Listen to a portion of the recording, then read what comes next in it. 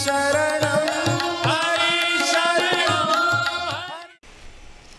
महात्मा का स्वरूप क्या है, महात्मा की परिभाषा क्या है?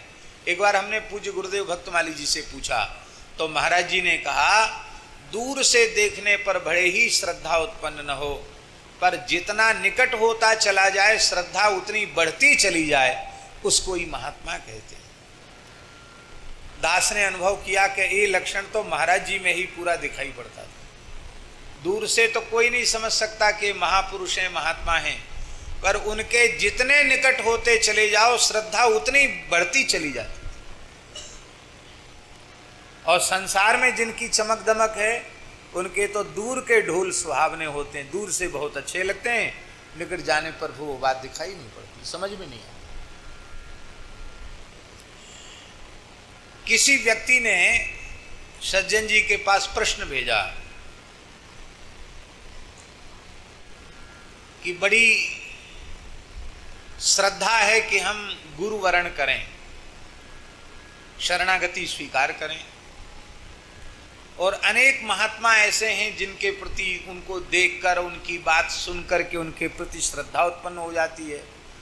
फिर मन में थोड़ा एक संकोच होता कि कहीं ऐसा न हो कि हमारा निर्णय जल्दबाजी का निर्णय हो और बाद में फिर हमारी श्रद्धा सुरक्षित न रह पावे। तो ऐसी स्थिति में हम गुरु का चयन कैसे करें, यही प्रश्न है कि नहीं? हम गुरु का चयन कैसे करें कि गुरु को कैसे पहचानें? सबसे पहली बात तो यह है कि सबसे पहले आप श्री नाम का आश्रय लें, हरि नाम का आश्रय लें। उसके लिए अलग से किसी से कुछ संस्कार लेने की आवश्यकता नहीं है।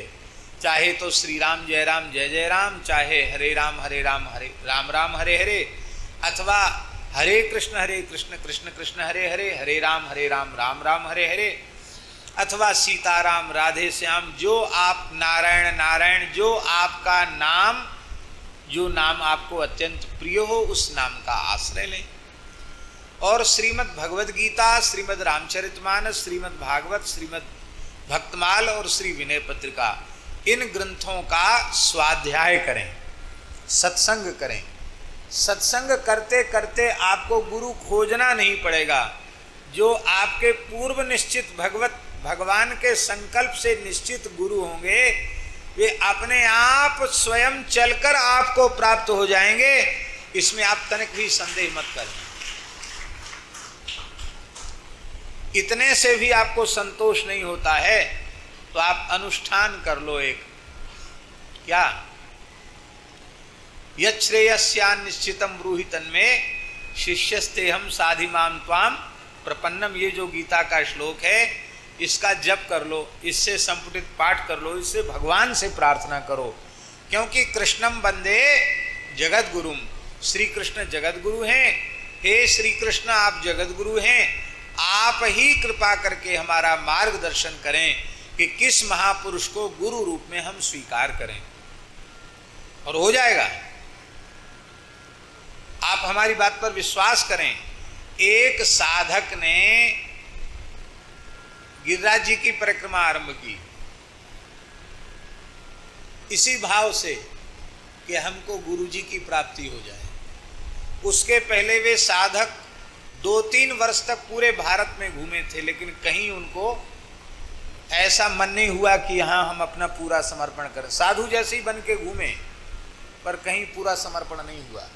अंत में गिरिराज जी आए और गिरिराज जी में श्री गिरिराज जी की परिक्रमा करने लगे। गिरिराज जी ही मार्गदर्शन करें। केवल 7 दिन हुए थे भैया जी परिक्रमा करते करते, परिक्रमा में ही रहते, थक जाते तो सो जाते, फिर नहाए धोए, और गिरिराज जी की दया से भूखा तो कोई मरता नहीं गिरिराज जी में। एक ब्रजवासी बालक ने कही, घरवाले ने कही हमसे कि महाराज जी आए समझा दो बालक को, ये दिल्ली में बहुत अच्छी नौकरी लगी, छोड़ के गिरिराज जी में चलो आयो, ये फिर से नौकरी करे।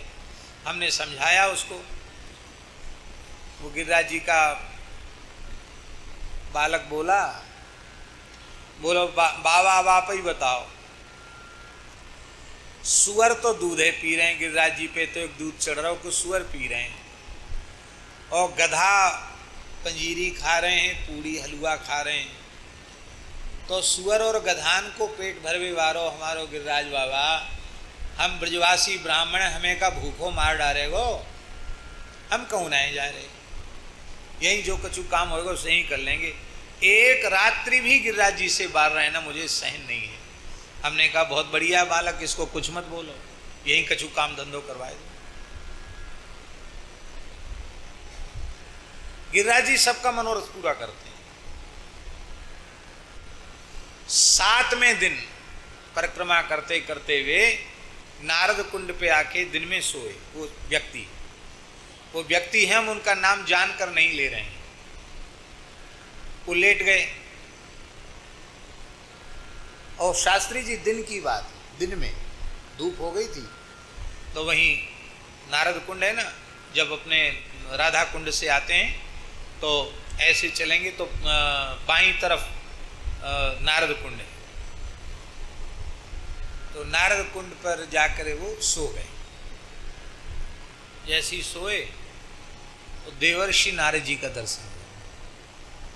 हाथ में वीणा है, गौरवर्ण है, 12 तिलक धारण की हुए, पीताम्बर धारण की हुए नारद जी नारायण नारायण नारायण वीणा में बजा रहे हैं। तो उन्होंने स्वप्न में ही अनुभव किया कि शायद नारद जी हों। उन्होंने पूछी, आप क्या नारद जी? बोले हाँ, हम नारद जी हैं।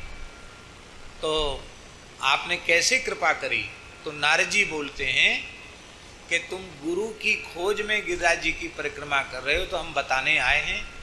यहाँ चकलेश्वर महादेव के निकट कनक भवन आश्रम है, वहाँ बाबा श्री गणेश दास जी महाराज हैं, वे इस समय के समर्थ सदगुरु हैं, तुम उनके जाकर दीक्षा ग्रहण करो, उनके शरणापन्न हो जाओ, बहुत श्रेष्ठ महात्मा हैं। ये कह के नारद जी अंतर्धान हो गए। उस व्यक्ति ने महाराज जी का नाम ही कभी नहीं सुना था। वो घूमते फिरते आए तो भैया कनक भवन आश्रम कहाँ है? महाराज जी वहाँ विराज रहे थे, और सौभाग्य की बात थी कि महाराज जी के साथ दास भी वहीं था। उस साधक ने मेरे सामने ही ये स्वप्न की अनुभूति सुनाई और कहा, अब तो नारद जी की आज्ञा है, आप हमको दीक्षा दे दीजिए। महाराज जी ने उनको दीक्षा प्रदान की। अभी भी वो व्यक्ति अच्छे महात्मा हैं। एक मर्यादा होती, उसके कारण हम नाम नहीं ले रहे।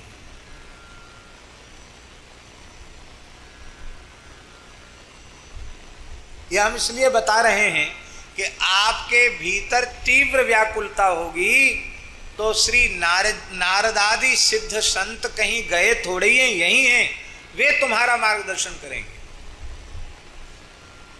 लेकिन स्वयं हड़बड़ी मत करो। एक और घटना सुना देते हैं।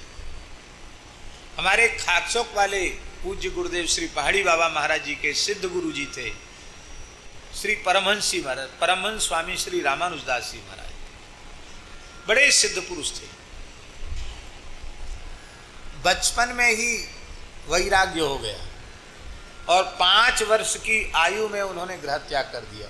शास्त्री जी 5 वर्ष की आयु में। और उधर पटना के आसपास जो हरिहर क्षेत्र है, हरिहर क्षेत्र है ना, तो हरिहर क्षेत्र का उनका जन्म था, ब्राह्मण कुल का जन्म था। वहाँ से पैदल चलकर वो अयोध्या जी आ गए। और अयोध्या जी में एक माझा जगह है सरयू किनारे, वहाँ माझा में एकदम झाऊ के घनघोर जंगल में बैठ करके वो राम राम राम राम राम राम राम राम राम राम राम राम ऐसे करने लगी, आंख मूंद के। कितने वर्ष का बालक? 5 वर्ष का बालक। इसलिए कि अब हम तो गुरुजी को पहचानते नहीं, गुरुजी को खोज नहीं सकते, गुरुजी आकर हमको खोजें। जो संत यहाँ आकर मेरा हाथ पकड़ लेंगे, मैं उन्हीं के चरणों में अपना समर्पण कर दूंगा। एकांत में बैठकर राम राम करने लगे। तपसी जी की छावनी में एक महापुरुष रहते थे, अभ्यागत संत थे, और वो संत निरंतर नाम जप करते थे, भगवत साक्षात्कार संपन्न थे। हनुमान जी प्रायः उनके निकट प्रत्यक्ष रहते थे। तो सवेरे 3 बजे का समय था, हनुमान जी की आवाज़ सुनाई पड़ी उनको, श्री राम जय जय राम, श्री सीताराम। नेत्र खोले तो साक्षात हनुमान जी खड़े। जय जय, आज तो सवेरे सवेरे आपका दर्शन हो रहा है, कैसे? तो उन्होंने कहा कि जाओ, माझा में अमुक जगह एक बालक बैठकर राम नाम का जप कर रहा है, उसे विधिवत विरक्त दीक्षा प्रदान करो।